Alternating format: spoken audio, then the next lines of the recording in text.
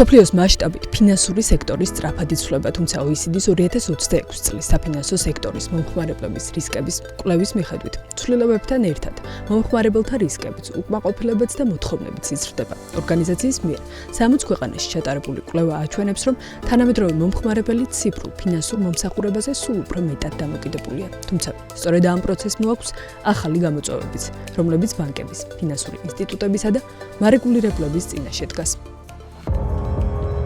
ანგარიშის მიხედვით 2026 წელს ფინანსური სერვისების მომხმარებლებისთვის ყველაზე დიდი საფრთხე ფინანსური თაღლითობა და კიბერსქემებია. გამოკითხულთა 85% მიიჩნევს, რომ მომხმარებლების წინაშე არსებულ ყველაზე სერიოზულ რისკს სწორედ თაღლითობა და სხვადასხვა ტიპის ფინანსური სქემა წარმოადგენს.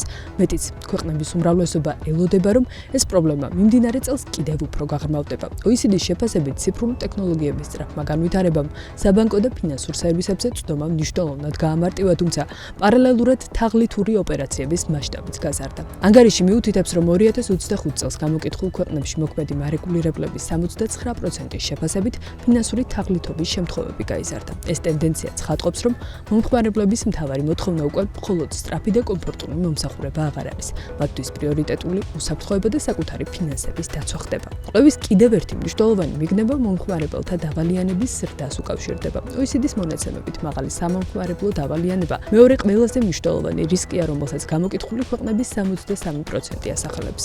ცხოვრების გაწვირება, მაღალი საპროცენტო განაკვეთები და საკრედიტო პროდუქტებზე მარტივი წვდომა ბევრ ოჯახს აიძულებს ყოველდღიური ხარჯების დასაფარადაც კი კრედიტი გამოიყენონ, რაც ფინანსურ სტრესს კიდევ უფრო ზრდის. განსაკუთრებულ ყურადღებას ორგანიზაცია ციფრული დაკრედიტების პლატფორმებსა და ახალი თაობის საკრედიტო პროდუქტებს უთმობს, მათ შორის იყიდი ახლა და გადაიხადე მერე სქემებს. ანგარიშის მიხედვით, ამ პროდუქტების ნაწილი მომხმარებლებს რეალური ფინანსური ტვირთის სრულად აღქმის შესაძლებლობას არ აძლევს. ხშირად ცეცხლის სრული ღირებულება, დამატებითი გადასახადები და ვალდებულებები მომხმარებლისთვის საკმარისად გამჭვირვალე არ არის. სწორედ ამიტომ საკრედიტო სექტორში ყველაზე გავრცელებულ საჩივრებს შორის პირველ ადგილებს სხვადასხვა ტიპის საკომისიო დამატებითი ხარჯები და მომსახურების არასაკმარისი ღირებულება იკავებს. ანგარიში ცალკე კიდევ ერთ მზარდ პრობლემას გამოყოფს ფინანსური პროდუქტების გართულებას. ტექნოლოგიური ინოვაციები მომხმარებლებს ახალ შესაძლებლობებს თავაზობს, თუმცა პროდუქტები და მომსახურებები თანდათან უფრო რთული და ნაკლებად გასაგები ხდება. განსაკუთრებულ რისკის შემცველ სფეროდ კრიპტოვალუტები და ციფრული აქტივებია დასახელებული. გამოკითხულთა 78% მიიჩნევს, რომ სწორედ ეს მიმართულება მომხმარებლისთვის ზიანის მიღების ერთ-ერთ ყველაზე მნიშვნელოვან წყაროს წარმოადგენს. ექსპერტების შეფასებით პრობლემას აგრესიული მარკეტინგი, არასათანადო ინფორმაცია და ზოგიერთ შემთხვევაში არალიცენზირებული მომსახურების